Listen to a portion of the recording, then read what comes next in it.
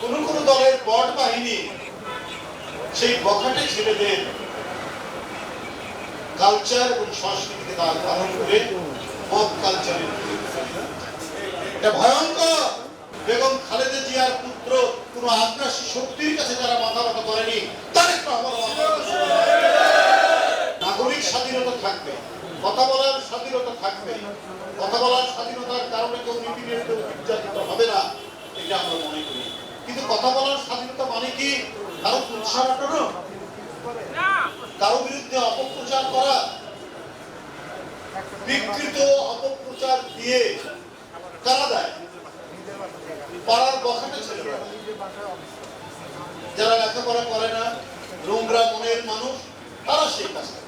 কিন্তু এখন দেখছি কোন কোন দলের বট বাহিনী সেই বখাটে ছেলেদের কালচার এবং সংস্কৃতিকে ধারণ করে পপ কালচারের এটা ভয়ঙ্কর।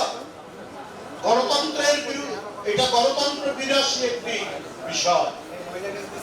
আজকে যদি কোন ছিদ্র পথে পুরনো ফ্যাসিবাদের উত্থান ঘটে, আমাদের বেকায়দায় ফেলবে, আপনারা কিন্তু কেউ রক্ষা পাবেন না।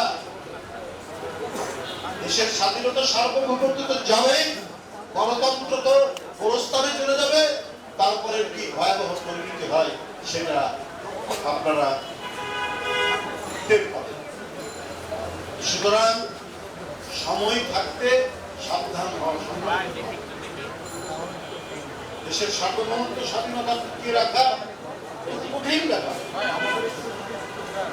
এই কঠিন ব্যাপারটা জনগণের ঐক্যের মধ্যে দিয়ে এটা প্রস্ফুটিত করা যায়, এটা টিকিয়ে রাখা। নিজের দেশের সাথে আমি কাজ করব। পদ্মা ব্যারেজের সিদ্ধান্ত করেছে সরকার, কারণ আমার পানি নিরাপত্তা প্রয়োজন। কারণ আমাদের উজানের অন্য দেশে বাঁধ তৈরি করছে, ড্রয়িং তৈরি করছে, আমাদের পানি আটকাচ্ছে। তো আমাদের পানি নিরাপত্তার জন্য বাংলাদেশ সে তার পদক্ষেপ নেবে না।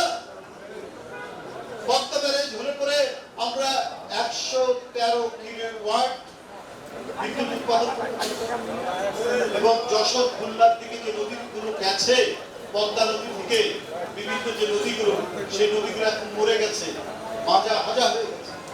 সেই নদীগুলো জেগে উঠবে, সেই নদীর পানি দিয়ে চাষবাস হবে, মৎস্য চাষ করা যাবে, নানাবিধ কর্মকাণ্ড করা যাবে। পানি বিজ্ঞানী সেটা বলছেন। এটি দেশপ্রেমিক প্রকল্প নিয়েছেন জনাব তারেক রহমান, সেটি হচ্ছে পদ্মা ব্যারেজ।